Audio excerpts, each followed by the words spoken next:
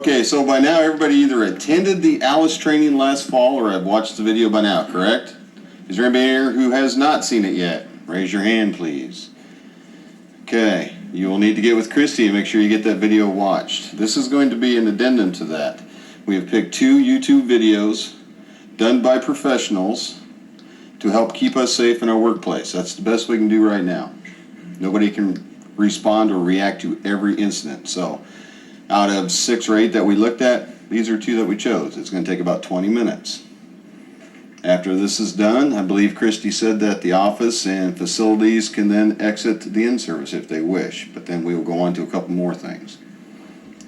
Any questions before we begin?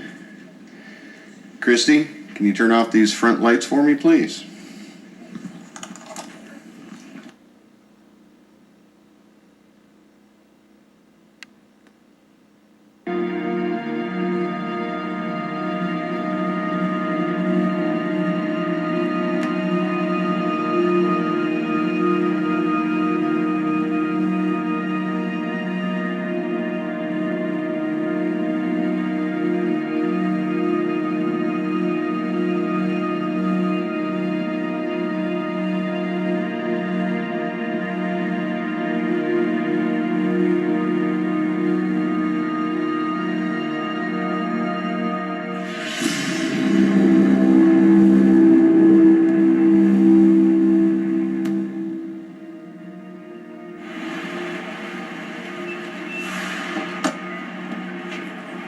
Good morning, sir. Welcome to Leave the car right here. Leave the keys in the ignition. I won't be long. Okay, sir. Let me just give you a ticket. I don't want a friggin' ticket. So could you tell me where I get the validation or... Which way's the cancer center? It's on the first floor of the hospital. Visitors need to register. I'll tell you what visitors need to know. They need to know what's going on here. Where's Dr. Wilson's office? Hold on. Let me find out where his office is at. Hurry up. I have a visitor looking for Dr. Goddamn Wilson. day. Where's his office? It's in the 4th floor of the East Wing. What for? Sir, there's a gentleman on his way upstairs looking for Dr. Wilson. He's very angry. No, I didn't get his name. Yes, would you like to page Dr. Wilson and let him know he's on his way? Thank you. What just happened?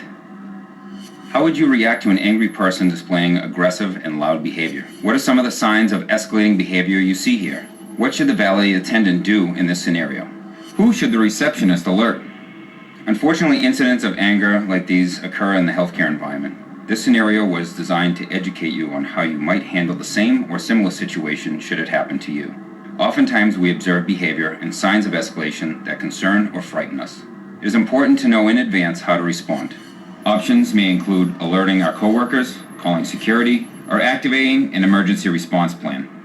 Early notification and assessment of the situation may be critical to the safety and security of you and others. When in doubt, call it out. Where's Dr. Wilson? I'm not sure, sir. He's not in his office right now. Is he expecting you? No, I'm Mary Perkins' son. You know, the patient you let die on the operating table? I'm not gonna let that bastard treat anybody else the way he treated my mother. Sir, please calm down. Stop swearing. Maybe let me help you. Where is I'm trying he? to help you. Stop bullshitting. I want to see him right now. I'm not sure, Wilson! sir. Wilson, where are you? Get off the phone. Sir, I'm not sure where he is. He may be in the small Down conference here? room. Wilson! Dr. Wilson! Where are you? Sir, Dr. Wilson! sir, there's patients Where's on the Dr. floor. Wilson? Can you quiet down? How can I help you? You want quiet? It's quiet at the cemetery where my mother is. Oh my Wilson! God, he's got a You're a gun. dead man, you bastard! Faced with a similar situation, how would you or your unit clerk respond to aggressive behavior and profane language? Who should be notified? What should staff be doing when they hear the commotion? How do we react when a weapon is shown? Do you have a procedure? We have just witnessed an angry man progress from yelling to destroying property to assaulting a staff person and showing a weapon in just over 1 minute. Situations like these can happen very quickly, and the time it takes for first responders like security and police to arrive can seem like an eternity. If safe to do so, pick up the phone and call the security department or the police. Communicate all you can about the suspect. Where is he? What is his description? What type of weapon does he have? Is it a handgun or a long gun? What is in the black bag he dropped? Your eyes and ears are all we have at this point. It is important to give as much detail as possible, since security and other staff responding to an angry, aggressive person may unknowingly run into a situation where the subject is armed. So what exactly is an active shooter? An active shooter is an individual actively engaged in killing or attempting to kill people in a confined and populated area. In most cases, active shooters use firearms, and there is no pattern or method to their selection of victims. Active shooter situations are unpredictable and evolve quickly. Typically, the immediate deployment of law enforcement is required to stop the shooting and limit the harm to victims.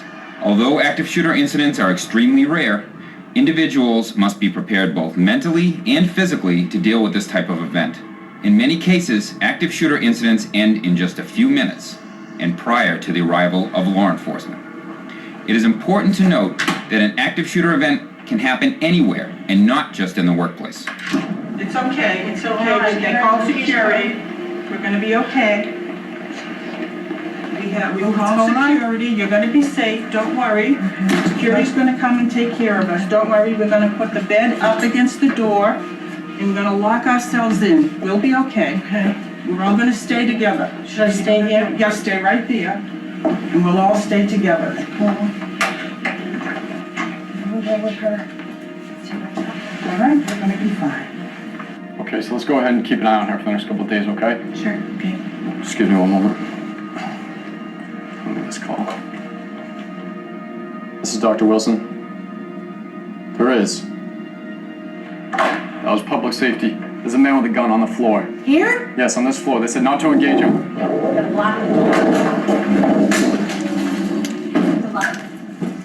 We saw staff with sheltering in secured areas, locking themselves in, turning off the lights and silencing cell phones and beepers. What else could they be doing? We saw staff moving patients out of dangerous areas and barricading themselves in rooms. What else could they be doing? What prompted Dr. Wilson to barricade the door and shut off the lights? What should you expect from the first responders, including police and security? Seeing a weapon, hearing gunshots, in a situation of violence will cause fear and panic. It is absolutely critical to think about how you would react to such an incident in advance and to formulate a plan to respond, even though it may be stressful to consider. What you do until first responders arrive may save your life and the life of others. The incident may be over in minutes, but the aftermath of the event may carry on much longer.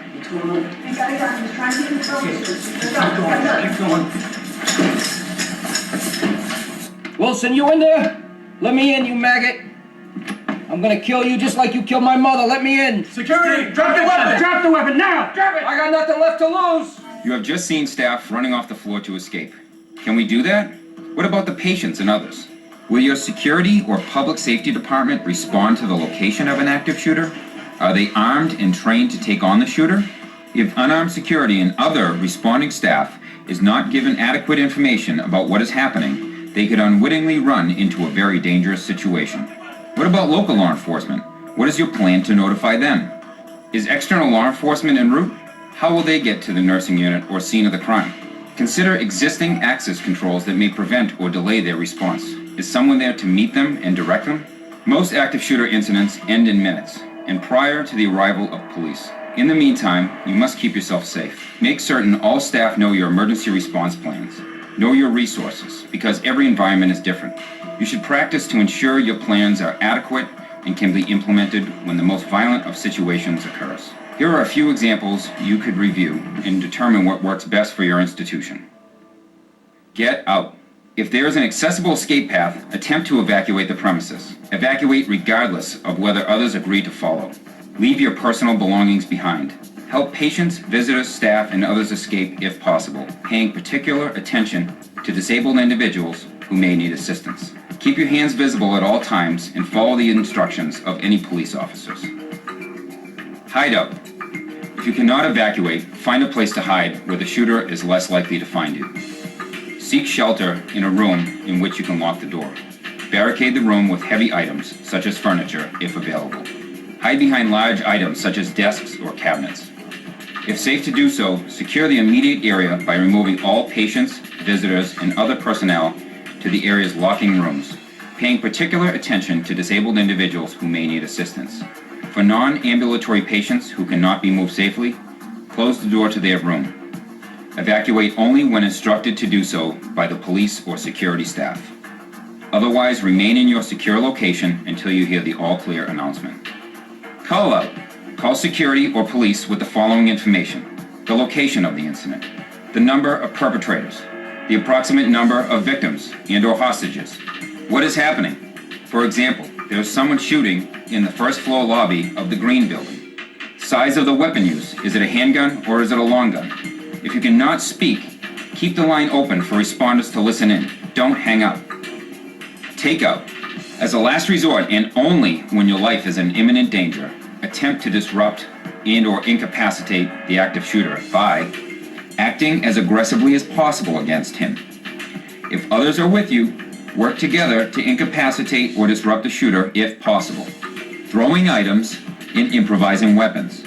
For example, a fire extinguisher can be sprayed, thrown, or swung as a weapon. Remember to commit to your actions. I got nothing left to lose! Someone has been hurt. What happens next? Police arrive. There are weapons shown. The main purpose of the first responders is to neutralize the shooter. The police may walk by the wounded.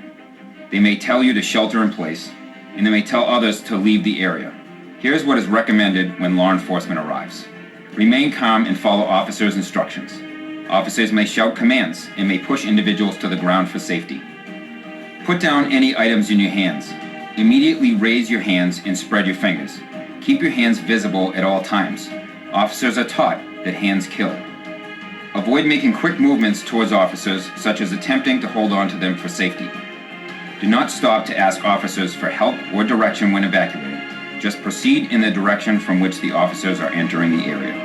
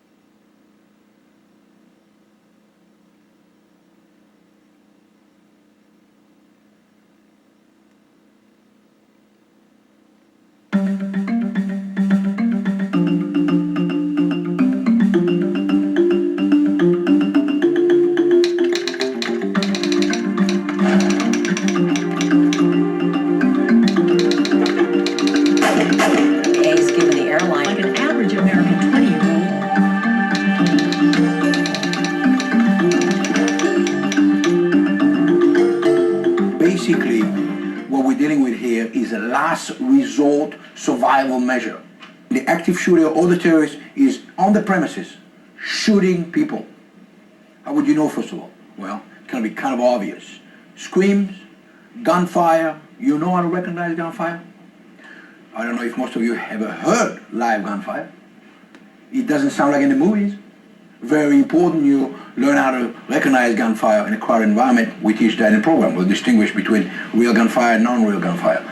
You recognize gunfire, you're hearing screams, perhaps you even see casualties or injured people.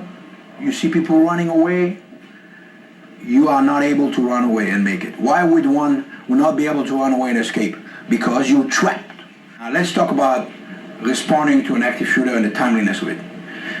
How long do you think it will take you, all of you, to get off your chair from where you are right now and make it to me? Ready?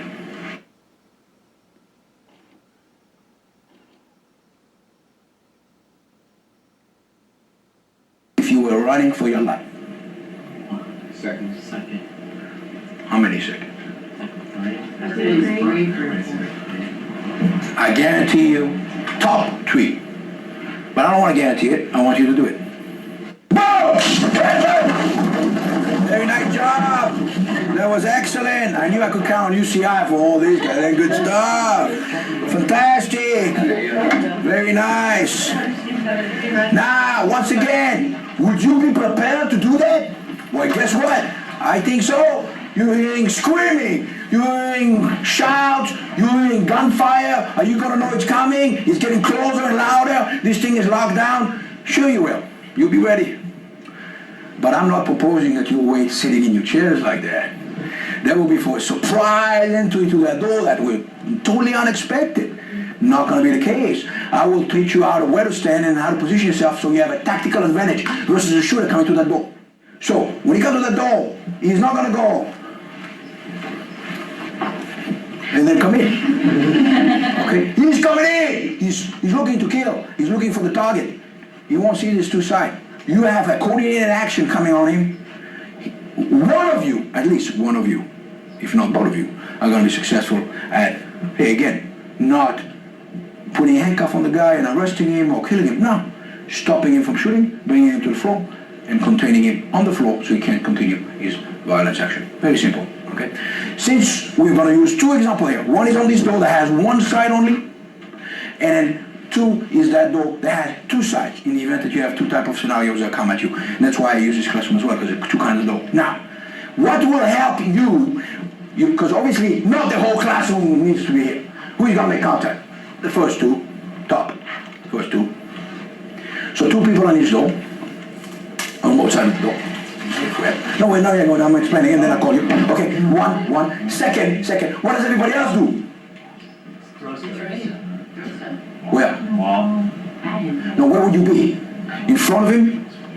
You just learned a big lesson. When he comes in, he's looking straight ahead. He's looking straight ahead. So safety says, anybody who doesn't have a role, and many of you shouldn't have a role in this case, get out of the zone. Get out of the kill zone. So go there. In the far corner against the same wall he comes to, or that far corner. Definitely not in front of him. But there's going to be a few of you that are going to be required to do one very important thing that's going to assure the success of those by the door.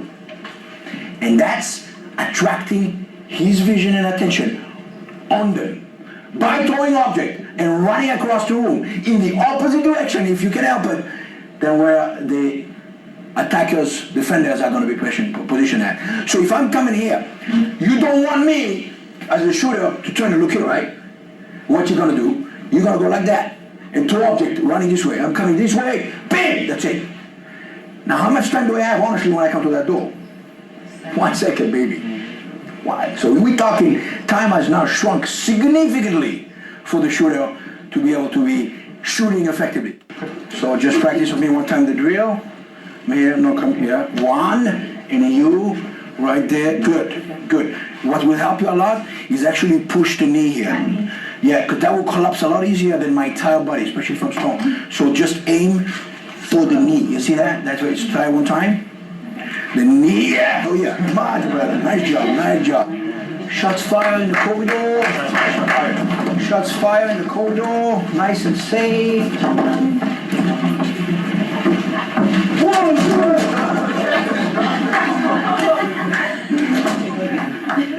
Yes, sir. Right on. So, you okay? Yeah. So, shots fire! Move.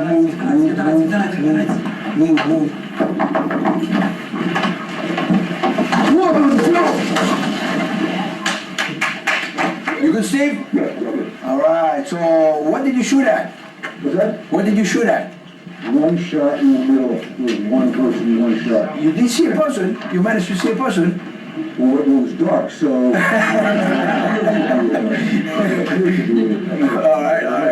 right. Now, did you notice that? Yes. Did that throw you off any? For sure, because I had to look around it. Right. For sure. That took away a potential target area. Right there. So I had, my first response was to look for a target other than this. Other than this. It took you, what, a second and a half? For sure, it played into Yoda. Of course. So it delayed me a second or two to look for another target. Maximum one shot, and I don't even know if it was a person. So we now cut down 2, maybe 3 shots from before with a handgun, with broad daylight, with one side surprise, to maximum 1 shot without knowing if it's even a target. That's a big improvement, right? Big improvement. Okay, one more time. Shots fire. Shots fire.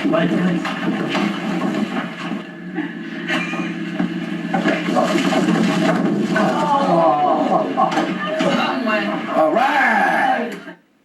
No martial art is involved. This is basic stuff. Football, tackle, wrestling. Overwhelm the target. Overwhelm the threat. This is with a machine gun, guys. If he had a box cutter, do you think he had better chances? I don't think so. Right? You have to do this with a box cutter to make a difference. No way. He wants to do that. No way. He can't even do one, barely one with a gun. Box cutter, no chance. This information is essential. Anybody out there get caught in the mall in a terrorist attack or any type of attack? Anybody get caught in the school? Essential. You know, galvanize, 1, 2, get over here, ready, this is the game, that's the plan. Can you explain what I just taught you today in a shortened version to a bunch of people? Yes, of course you can. That's why I decided to bring this on to universities and schools. Why? Because it's an educational system. That's what we do, we educate. That's a perfect platform to educate the next generation in creating a safer society.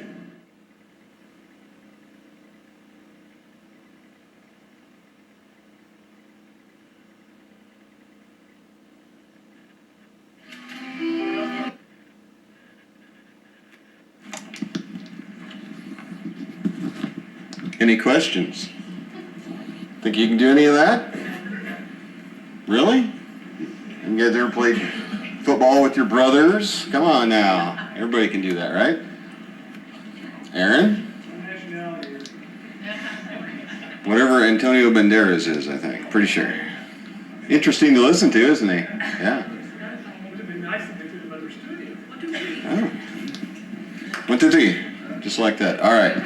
Christy, who gets to leave? Facilities and office get to go bye-bye.